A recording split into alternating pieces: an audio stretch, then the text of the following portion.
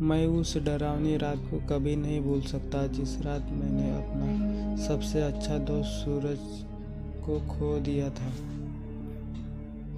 सूरज और मैं बचपन से ही एक दूसरे के साथ थे। सूरज मेरा दोस्त कम और भाई ज़्यादा था। 10वीं कक्षा के बाद हम दोनों ने लातूर के एक प्रतिष्ठित कॉलेज में प्रवेश लिया। हमारे लिए लातूर शहर अनजान था, पर कुछ ही दिनों में हम उस शहर का चप्पा चप्पा जान गए थे, क्योंकि सूरज और मैं पूरे दिन गांव में बाइक से घूमा करते थे। हम दोनों रोज उसी शहर में घूमकर बोर हो चुके थे, इसलिए एक रात हमने लॉन्ग ड्राइव पर जाने का फैसला किया। हमने कामी गांव के जंगल में जाने का प्लान बनाया। हम कामी गांव के जंगल में कभी नहीं गए थे, पर हमने सिर्फ इतना सुना था कि कामी गांव का जंगल सिर्फ नाम का जंगल है, क्योंकि वह हरे भरे पेड़ों के सिवा कुछ नहीं था। क्योंकि उस जंगल में जो भी जंगली जानवर थे वो शिकार के कारण खत्म हो चुके थे, इसलिए रात में लॉन्ग ड्राइव पर जाने के लिए वह जंगल बिल्कुल सुरक्षित था। और उसी रात पूर्णमासी की रात भी थी। मौसम भी अच्छा था, इसलिए मैं सूरज के साथ कामी गांव के जंगल में जाने के लिए राजी हो गया। रात के 11 बजे हम कामी गांव के जंगल में दाखिल हो गए। हमने जैसे ही सुना था वैसे ही जंगल का रास्ता मक्खन की तरह मुलायम था। हमारी बाइक हवा से बात करने लगी थी। वाकई बहुत मज़ा आ रहा था, पर मुझे इस बात से हैरानी हो रही थी कि हम जंगल के इतने अंदर दाखिल हो चुके थे, पर तब भी हमें रास्ते में एक भी गाड़ी दिखाई नहीं दे रही थी। जंगल का पूरा रास्ता सुनसान पड़ा हुआ था। तभी रास्ते में एक पुल दिखाई दिया। सूरज ने उस पुल के बीचों बीच बाइक रोक दी। वह अंग्रेजों के द्वारा नदी में बनाया गया 100 से 200 साल पुरानी ब्रिज था। पुल के बगल में एक बड़ा सा बोर्ड लगा हुआ था और उस पर लिखा हुआ था एसटी जॉर्ज ब्रिज। हम दोनों पुल पर गए और खड़े हो गए। पुल के नीचे से नदी बह रही थी और कोमल हवाएं चल रही थी। नदी बहती हुई पानी में चांद दिखाई दे रहा था। इतने में दूर जंगल से भेड़िए की रोने की आवाज़ आई और पुल के ऊपर से बहने वाली हवाएं अचानक रुक गई। नदी का पानी थम सा गया और चांद एक काले बादल के पीछे गायब हो गया। तभी हमारे सर के ऊपर से एक टीटी हरी भयंकर आवाज़ में चीखती हुई मंडराने लगी। मालूम हो हमसे कह रही थी कि यहाँ से जल्दी से भाग जाऊं। सूरज, यहाँ कुछ अच्छा नहीं लग रहा है। टीटी हरी का चीखना मतलब हमारे चारों तरफ खतरा मंडरा रहा है। हमें जल्दी से यहाँ निकल जाना चाहिए। सूरज कहता है, अरे भाई, कुछ अशुभ नहीं होता, बस यह अंधविश्वास है। यहाँ खड़े रहो और चुपचाप नज़ारा देखो। तभी मैंने सूरज के कुछ दूर पुल के पास एक औरत को खड़े देखा। दूर से तो वो दिखने में सुंदर लग रही थी, पर वह पुल के नीचे नदी में झांक रही थी। मैं उसकी तरफ देख रहा था कि इतने में वो औरत पुल के ऊपर चढ़ गई। मैं सूरज अपने पीछे देखो, वो औरत क्या कर रही है। सूरज ने पीछे मुड़कर देखा।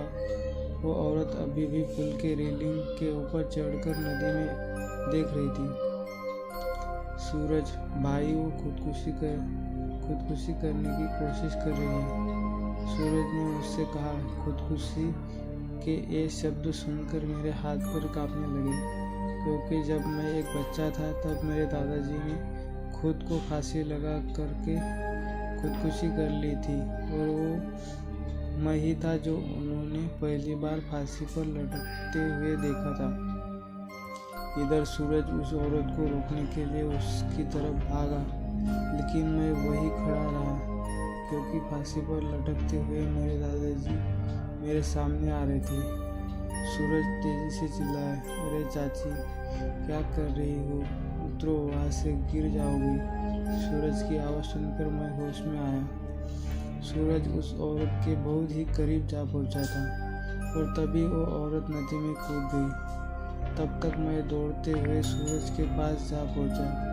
वो औरत हमारे सामने नदी में डूब रही थी।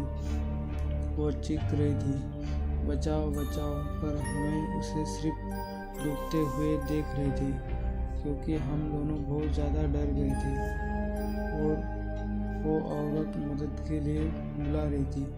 फिर तभी सूरज ने अपनी टी शर्ट उतारा और पुल के रेलिंग पर चढ़ गया। मैंने उसका हाथ पकड़कर उसे रोकने की बहुत कोशिश की, लेकिन वह नहीं माना। उसने मेरे हाथ से अपना हाथ छुड़ाकर उस लड़की को बचाने के लिए नदी में कूद गया। सूरज नदी में कूदते ही उसने अपने आसपास देखा तो वह औरत कहीं भी दिखाई नहीं दे रही थी। उसने सोचा कि वह डूब चुकी होगी। फिर उसने गहरी सांस ली और पानी के अंदर डुबकी लगाई। कुछ देर बाद वह पानी के ऊपर आया, लेकिन वह लड़की कहीं न दिखाई दे रही थी। मैंने आंखें बंद करके भगवान से प्रार्थना की, लेकिन जब मैंने आंखें खोली तो मेरे बगल में ही पुल की रेलिंग पर वही औरत बैठी थी जो कुछ देर पहले नदी में कूद गई थी। वह किसी जंगली जानवर की तरह पुल की रेलिंग पर बैठी हुई थी और नदी में सूरज की तरफ देख रही थी। मैं मन ही मन सोच रहा था कि तभी मुझे लगा कि यह औरत नहीं बल्कि एक चुड़ैल है और मैं डर के मारे कांपने लगा और जोर से चिल्लाया, सूरज। तभी वह चुड़ैल ने मेरी तरफ देखा और जैसे ही देखा मेरा सिर से पैर तक कांपने लगा। उसका चेहरा काला और आंखें पीली थी। माथे पर बड़ा सा कुमकुम था और नाक में बड़ी सी नथनी। उसके नुकीले दांत उसके मुंह से बाहर निकले हुए थे और उसके नाखून जंगली जानवर की तरह लंबे और नुकीले थे। चुड़ैल, क्या हुआ, मुझे ढूंढ रहे हो? हंसते हुए बोली।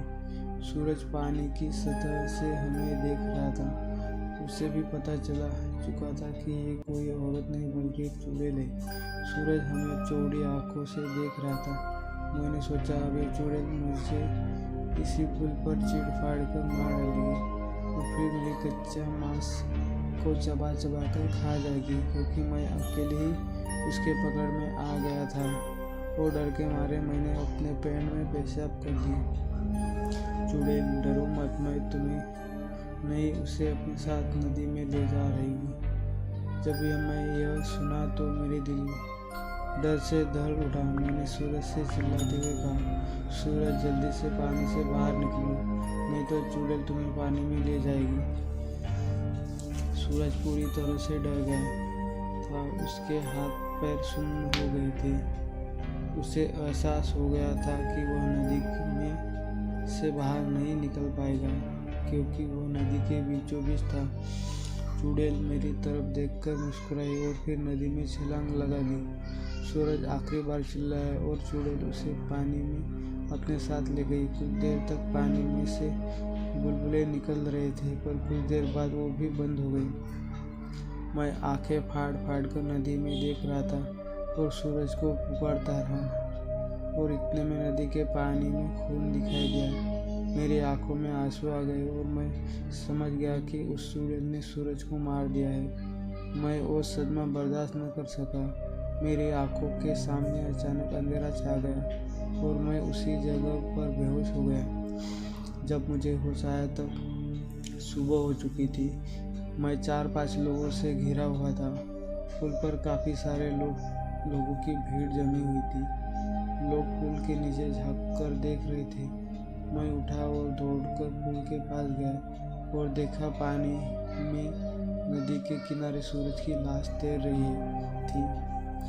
उस चुड़ैल ने बड़े ही बेदर्दी से सूरज के सीने से दिल निकाल लिया था। मेरा सबसे अच्छा दोस्त मुझे छोड़कर चला गया था। उस दिन मुझे कामी गांव के लोगों से पता चला कि उस नदी में 100 साल पहले से ही किसी चुड़ैल का वास था। असल में हुआ ये था कि अंग्रेज़ों के ज़माने में एक अंग्रेज़ अफसर ने सुंदरा नाम के एक औरत का बलात्कार किया था। यह बात आसपास के हर गांव में फैल गई थी। इसी कारण सुंदरा से गांव की कोई भी औरत बात नहीं करती थी, क्योंकि सब लोग कहते थे कि उसकी पवित्रता नष्ट हो चुकी है। गांव के लोग उसे हर दिन ताने मारते थे। कुछ दिन बाद सुंदरा के पति ने भी उसे छोड़ दिया। तब सुंदरा अपने घर चली आई। कामी गांव ही उसका मायका था, लेकिन वहाँ भी उसे बहुत सारी बेइज्जती झेलनी पड़ी। वह हर दिन लोगों के ताने सुनकर तंग आ गई थी।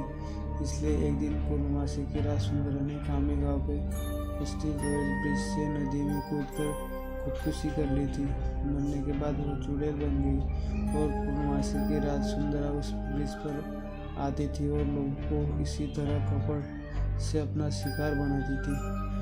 कामी गांव के कुछ बुजुर्ग लोग ये भी कहते हैं कि 100 पुरुषों या लड़कों का दिल खाने के बाद वह चुड़ैल फिर से एक सुंदर औरत बनने वाली थी।